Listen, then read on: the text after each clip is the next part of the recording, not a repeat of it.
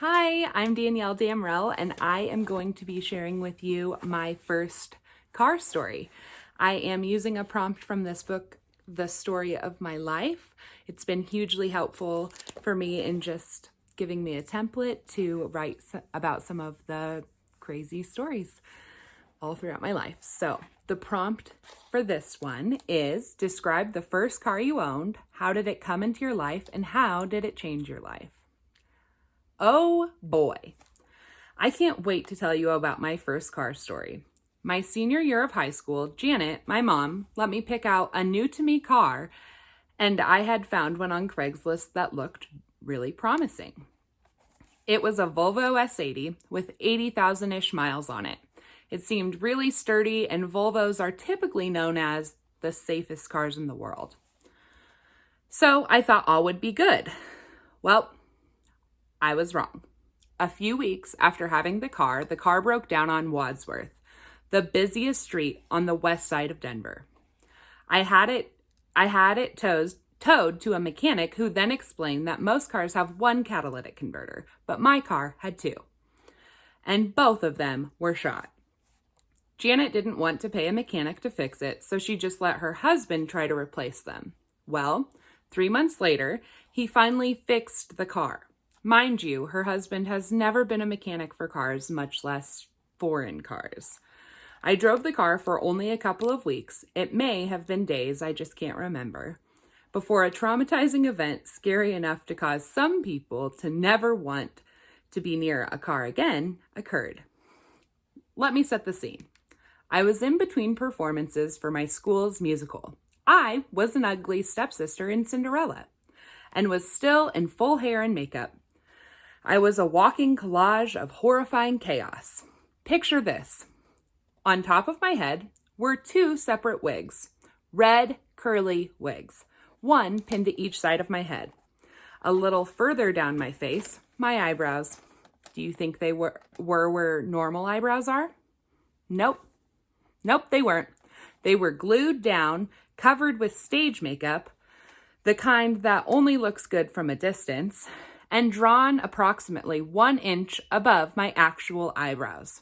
Oh, and they were black, stark black. A lovely contrast with the red hair. I also had on bright blue eyeshadow and more blush than a drag queen wears.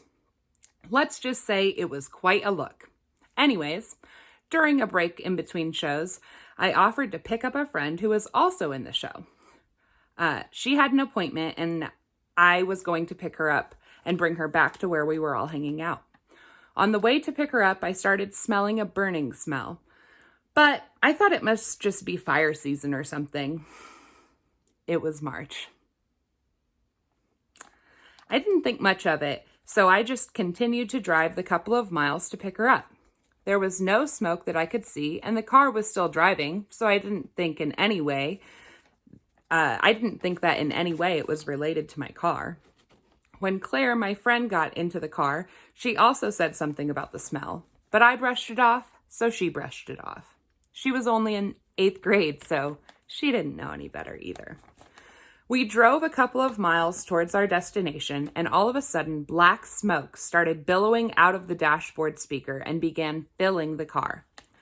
I then may have mumbled some explicit words while trying to quickly get over to the side of the road. Claire grabbed her bag and jumped out of the car quickly while I just sat there for a few seconds in shock.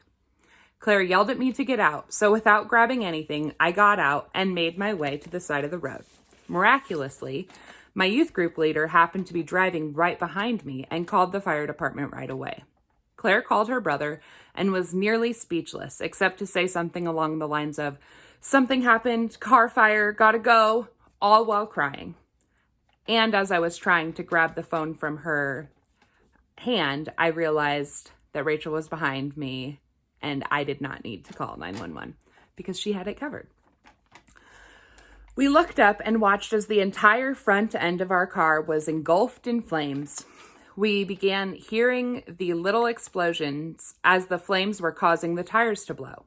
As luck would have it, this was occurring on the 150-foot section of the road where the major interstate I-70 and the back road we were on, Youngsfield, were level.